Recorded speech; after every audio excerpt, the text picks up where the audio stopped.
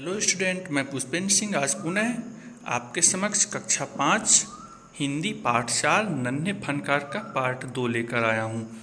और पार्ट 1 में हमने इसके पहले कुछ कहानी पढ़ ली थी, जिसमें केशव और बादशाह अकबर के बीच में कुछ चर्चाएं चल रही थी और केशव अपनी नक्काशी को दिखा रहा था। उसके देखने के लिए बादशाह अकबर अकेले तो चले आए थे और देख रहे थे केशव की नक्काशी को। तो उससे आगे अब हम पार्ट 2 में पढ़ना स्टार्ट करेंगे और देखते हैं कि दोनों के बीच में कौन कौन सी चर्चाएं और होती है केशव और बादशाह अकबर के बीच में। तो चलिए आते हैं पार्ट 2 में। बादशाह अकबर पूछते हैं, तुम्हारा नाम क्या है? अकबर ने नरम आवाज़ में पूछा। अकबर नरम आवाज़ में केशव से पूछते हैं कि तुम्हारा नाम क्या है? तो केशव बोलता है केशव। उसने न पता तुला जवाब दिया। केशव, क्या तुम मुझे नक्काशी करना सिखाओगे? उलझन में पड़े केशव ने तुरंत सिर हिला दिया। और बादशाह अकबर केशव से बोलते हैं कि केशव, तुम क्या मुझको भी नक्काशी करना सिखाओगे? तो वह उलझन में पड़ा हुआ केशव क्या करता है, सिर हिला देता है, बोलता है हाँ। तो तब तो तुम्हें मेरे लिए हथौड़े और छेनी का भी इंतजाम करना होगा। केशव फुर्ती से अपने पिता के पास भागा गया और उनका छेनी हथौड़ा उठाकर उल्टे पांव लौट आया। दोस्ताना अंदाज में अकबर केशव के पास जमीन पर बैठ गए और पास में पड़े पत्थरों को खींचते हुए बोले, ठीक है, अब बताओ कि मुझे क्या करना है? और बादशाह अकबर क्या बोलते हैं केशव से कि केशव, क्या तुम मुझे नक्काशी करना सिखाओगे? इस तरह केशव सिरलाता है और दौड़ा चला जाता है अपने पिता के पास छेनी और हथौड़ी लेने के लिए, बादशाह अकबर के लिए। और दोनों बादशाह अकबर और केशव ज़मीन पर बैठ जाते हैं और फिर बादशाह अकबर पूछते हैं कि बताओ अब मुझे क्या करना पड़ेगा उस छेनी और हथौड़ी को रखकर। केशव ने संदेह भरी नज़रों से अकबर की ओर देखा। हुजूर, क्या आप यह सब करेंगे? और केशव तो आश्चर्य हो जाता है कि राजा हैं और बादशाह अकबर हैं यहाँ के, और वो क्या ये ऐसी चीज़ें करेंगे, ऐसा काम करेंगे? तो वह पूछता है अकबर से। तो अकबर बोलते हैं, क्यों नहीं, मुझे तो विश्वास है कि मैं सीख ही लूँगा। नहीं नहीं, मेरा मतलब ये नहीं था। केशव शक पका गया। दरअसल मैं कहना चाहता था कि आप इतने बड़े बादशाह हैं, ये ठीक नहीं लगता। उसने कुछ अनमने भाव से कहा। और जब वह केशव पूछते हैं कि हुजूर आप ऐसा काम करेंगे क्या? तो अकबर बोलते हैं, क्यों नहीं, और बोलते हैं कि मुझे पूरा विश्वास है कि मैं यह काम सीख लूँगा। तो वह केशव बोलता है, नहीं नहीं, मेरे ये कहने का मतलब नहीं है। और केशव के कहने का मतलब क्या था?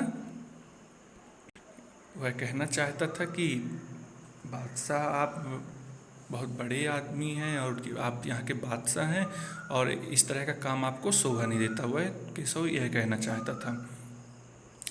अकबर हंसकर बोले, अच्छा, लेकिन पिछले हफ्ते तो मैंने मिट्टी से भरी डलिया ढोने में किसी की मदद की थी। क्या यह काम उससे भी ज़्यादा मुश्किल है? तो बादशाह अकबर बोलते हैं कि अच्छा, क्यों मैं ऐसा काम नहीं कर सकता? पिछले हफ्ते तो मैंने डलिया मिट्टी से भरी उसे ढोने में मदद की थी, तो यह काम भी कर सकता हूँ, बादशाह अकबर बोलते हैं। केशव अभी भी असमंजस की स्थिति में था। वह अकबर के पास बैठ गया और उन्हें छेनी पकड़ने का सही तरीका सिखाने लगा। फिर जैसे कि केशव के पिता ने उसे सिखाया था, उसने कोयले के टुकड़े से पत्थर पर लकीरें खींचकर एक आसान सा नमूना बनाया और गंभीरता से कहा, देखिए, सिर्फ इन्हीं लकीरों को बहुत ध्यान से तराशना है। अकबर ने पत्थर पर छेनी रखी और जोर से हथौड़े से वार किया, जिससे कटाव ज़्यादा गहरा हो गया। तो वह केशव अकबर के पास बैठ जाता है और जिस तरह उसके पिता ने केशव को सिखाया था, उसी तरह केशव भी बादशाह अकबर को सिखाने लग जाता है और एक लकीर खींचता है पत्थर पर और बोलता है कि इसी पर छेनी रखें और थोड़े से वार करें। तो जैसे ही बादशाह अकबर ने वार किया तो वह पत्थर पर ज़्यादा ही गहरा घाव हो गया, कटाव। अरे अरे, नहीं नहीं, केशव बोलता है, अरे नहीं, ऐसे नहीं। केशव ने तुरंत गलती पकड़ी। हथौड़े को आहिस्ता से मारना है, ऐसे उसने करके दिखाया। और हाँ, अपनी आंखें थोड़ी मींच कर रखें, वरना किरचें उड़कर आंखों में चली जाएंगी। अकबर मुस्कुराए, जी हजूर। और केशव बादशाह अकबर को समझाता है कि अरे अरे, ऐसे तेजी से नहीं मारना है उसको, तो आहिस्ता आहिस्ता धीरे धीरे मतलब मारना है, और अपनी आंखें बचा कर रखिए। केशव बोलता है बादशाह अकबर से कि आप अपनी आंखें बचाइए, नहीं तो ये पत्थर के जो छोटे छोटे टुकड़े हैं वो आपकी आंखों में चली जाएंगी। तो बादशाह अकबर ये सुन करके बोलते हैं कि जी हजूर, केशव से, है ना। जवाब में केशव भी मुस्कुरा उठा। वह लगभग भूल ही गया था कि उसकी बगल में बैठा वह व्यक्ति हिंदुस्तान का बादशाह है। एक अनाड़ी से वयस्क पर अपने काम की धाक जमाने में उसे मजा आ रहा था। वह बड़े ध्यान से देख रहा था कि अकबर किस तरह लकीरों को उकेर रहे हैं। बादशाह से जरा सी भी चूक हो जाने पर फौरन उसकी त्योरियां चढ़ जाती, और इस तरह उन दोनों में दोस्ती हो जाती है लगभग। और वह अब यह नहीं समझ पाता कि वह एक हिंदुस्तान के बादशाह हैं, और उसे तो अच्छा लग रहा था कि एक अनाड़ी को मैं सिखा रहा हूँ, है ना। और जैसे ही कोई गलती होती, चूक होती बादशाह अकबर से, उसकी वह चिढ़ जाता और उसकी त्योरियां चढ़ जाती थी, वह गुस्सा हो जाता था। काम करते करते अकबर पूछ बैठते, केशव सही नहीं है क्या? और केशव सिर हिलाकर अपनी सहमति जता देता। और इस तरह जब बादशाह अकबर काम करते तो वह पूछते भी जा रहे थे कि केशव, क्या ये ठीक बन रहा है कि नहीं? तो केशव यह सुन करके अपनी सहमति भी जता देता था। अकबर इत्मीनान से बैठ गए और केशव को काम करता हुआ देखने लगे। अपने काम में खोए हुए उन दोनों को इस बात का एहसास नहीं हुआ कि आसपास मौजूद दूसरे संगत रास उन्हें बड़े कौतूहल से देख रहे हैं। और दोनों इतने बात में अपने खो गए और काम में खो गए कि दोनों ये देख नहीं पा रहे थे कि आसपास जो और नक्काशी करने वाले और थे ना, वो उनको बड़े कौतूहल, बहुत ही आश्चर्यचकित होकर देख रहे थे कि दोनों कैसे बातें कर रहे हैं, कैसे कार्य कर रहे हैं। अकबर ने गौर किया कि केशव पत्थर पर बने नमूनों को ही नहीं तराश रहा था, बल्कि अपनी तरफ से उनमें कुछ जोड़ रहा था, जिससे वे डिजाइन ज़्यादा खूबसूरत लग रहे थे। अब बादशाह अकबर केशव की तरफ देखकर क्या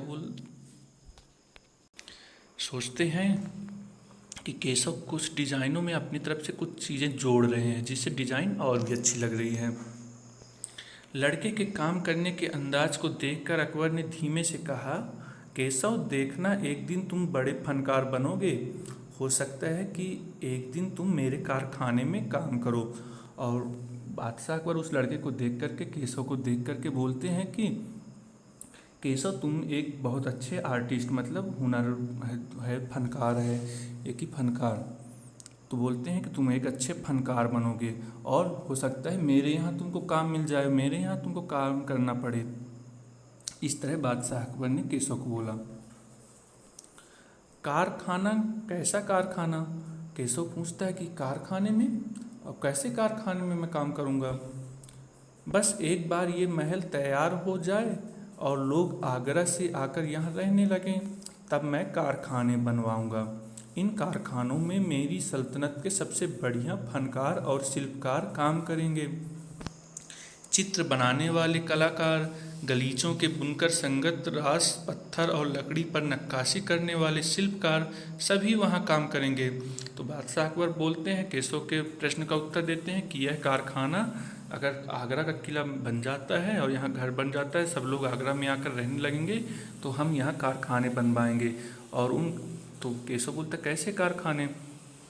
तो बादशाह अकबर बताते हैं कि कारखाने मतलब यहाँ पर कई तरह के चित्रकार चित्र बनाएंगे, गलीचे बनाएंगे, और पत्थरों पर नक्काशी करने वाले शिल्पकार भी होंगे, तो ये सब काम करेंगे। केशव का चेहरा चमक उठा। वह मुस्कुराते हुए बोला, मैं वहाँ ज़रूर काम करना चाहूँगा। अब केशव को ये सुनकर क्या अच्छा लगा, है ना। और वह बोलता है केशव कि मैं ज़रूर काम करूँगा आपके कारखाने में। अकबर उठ खड़े हुए। जाते हुए बड़े प्यार से केशव का कंधा थपथपाया और कहा, अच्छा बेटा, अपना काम जारी रखो। हुजूर, क्या आप दोबारा आएंगे? केशव ने बड़ी उत्सुकता से पूछा। मैं ज़रूर आऊँगा केशव। अब बादशाह क्या होते हैं, उठ जाते हैं और बोलते हैं, केशव का पीठ थपथपाया और बोलते हैं कि अब अपना काम जारी रखो। तो केशव भी बादशाह अकबर से पूछता है, जी हुजूर, और आप क्या यहाँ पर दोबारा आएंगे? तो बादशाह अकबर बोलते हैं कि जी मैं ज़रूर आऊँगा। फिर तो पूरे दिन संगत रासों के बीच केशव की धूम मची रही। वह बार बार बादशाह से हुई अपनी मुलाकात सबको सुनाता रहा। तो जितने थे संगत रास मतलब कार्य करने वाले, वहाँ पर कार्य जो कर रहे थे, उनके बीच केशव की धूम मची रही। उनके बीच चर्चाएं चलती रही कि केशव के पास तो बादशाह आए थे और केशव भी उनको बादशाह से हुई अपनी मुलाकात के बारे में बता रहे थे। रात हो चली थी। केशव बहुत थका हुआ था, पर आंखों में नींद कहाँ। वह धीरे से अपने पिता के बिस्तर में घुस गया। पिता ने मुस्कुराकर कहा, तुम तो अभी से इतने प्रसिद्ध हो गए हो। और रात हो जाने पर केशव अपने पापा के बिस्तर पर जाता है और वहाँ पर सो जाता है।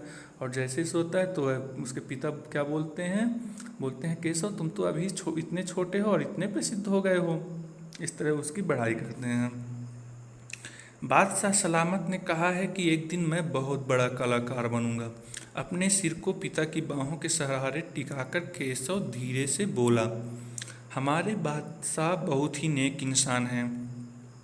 बिल्कुल सही, पिता ने कहा। कुछ सोचकर केशव ने पूछा, बाबा एक बात बताओ, बादशाह के पास आगरा में एक से बढ़कर एक खूबसूरत महल हैं, फिर वे सीकरी में यह शहर क्यों बनवा रहे हैं?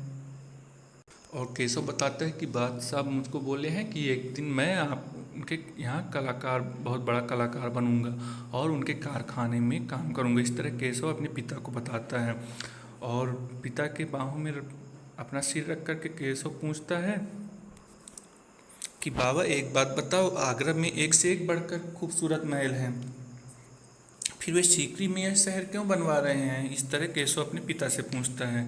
तो उसके पिता ने जवाब दिया। पिता ने कुछ याद करते हुए बताना शुरू किया, हाँ बेटा, बादशाह का आगरा बहुत सुंदर शहर है, पर सीकरी में नया शहर बनवाने का भी एक खास कारण है। मैंने सुना है कि जब बादशाह अकबर की कोई संतान नहीं थी, इस वजह से वे हर वक्त परेशान रहते थे। वे बहुत से साधु संतों और फकीरों के पास गए। भटकते भटकते बादशाह ख्वाजा सलीम चिश्ती के पास सीकरी आए। उन्होंने ही बादशाह को बताया कि उनके एक नहीं तीन तीन संतानें होंगी। तो इस तरह वह केशव के जवाबों का उत्तर दे रहे थे और बता रहे थे कि क्यों, मतलब उन्होंने आगरा की जगह, आगरा में जबकि इतने सुंदर महल हैं, तो उसकी जगह सीकरी में शहर बनवा रहे हैं।